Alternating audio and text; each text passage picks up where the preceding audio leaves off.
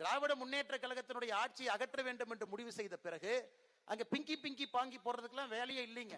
திராவிட முன்னேற்ற கழகம் அங்கிருந்து கிளம்ப வேண்டும் என்று முடிவு செய்து விட்டால் ஆட்சியில் யார் வந்து அமர்ந்தால் அவங்களுக்கு ஆட்சி கொடுக்க தெரியணும். ஐயா, ஆட்சி என்பது ஒரு முதலமைச்சர் மட்டுமல்ல. முதலமைச்சரோடு 35 அமைச்சர்கள் அங்க உட்காரணும். 234 தொகுதியில எம்எல்ஏக்கள் உட்காரணும். இப்ப அண்ணன் நயினார் நாகேந்திரன் அவர்கள் பல முறை எம்எல்ஏவா இருக்கிறாங்க, இதற்கு முன்பு அமைச்சரா இருக்கிறாங்க, இதற்கு முன்பு சட்டப்பேரவை உறுப்பினர் இருக்கிறாங்கன்னா பக்குவப்பட்டவர்கள், அனுபவப்பட்டவர்கள், அவமானப்பட்டு பக்குவப்பட்டவர்கள். கடந்த 30, 40, 50 ஆண்டு அரசியல் வாழ்க்கையில் ஒரு முடிவெடுக்கும் பொழுது எப்படி எடுக்கணும். அதனாலதான் அரசியல் என்பது பக்குவம்.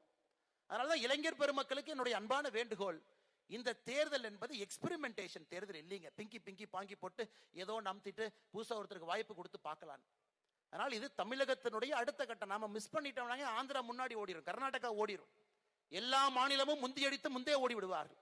அதனால் இந்த தேர்தலை பொறுத்தவரை அனுபவம் மிக்கவர்கள், அரசியல் ஆழம் தெரிந்தவர்கள், திராவிட முன்னேற்ற கழகத்தினுடைய 4 ஆண்டு ஆட்சியில செஞ்சிருக்கக்கூடிய தவறை எல்லாம் சரி பண்றக்கே 2 வருஷம் ஆகுங்க. சரி பண்றக்கே 2 வருஷம். எனக்கு திராவிட முன்னேற்ற கழகத்துக்கு ஒரு பாஸ் டைம். ஐயோ, அனைத்து இந்திய அண்ணா திராவிட முன்னேற்ற கழகம் கடன் வாங்கிட்டாங்க, நாங்க அதெல்லாம் சரி பண்றதுக்குள்ளே எங்களுக்கு மூச்சு தண்ணி முட்டி போச்சு. திராவிட முன்னேற்ற கழகத்தினுடைய தலைவர்கள், தொண்டர்கள், முதலமைச்சரும் புரிந்து கொள்ள வேண்டும். அனைத்து இந்திய அண்ணா திராவிட முன்னேற்ற கழகம் ஆட்சியை விட்டு விட்டு வெளியே வந்த பொழுது 2021 எவ்வளவு நம்முடைய மாநிலத்தில் கடன் வச்சாங்க? 4.5 கோடி ரூபாய், 4.5 லட்சம் கோடி ரூபாய் கடன் வச்சாங்க. 4.5 லட்சம் கோடி ரூபாய். இது எப்பங்க? சுதந்திரம் கிடைத்து 1947, 50 இருந்து கணக்கு போட்டே வாங்க.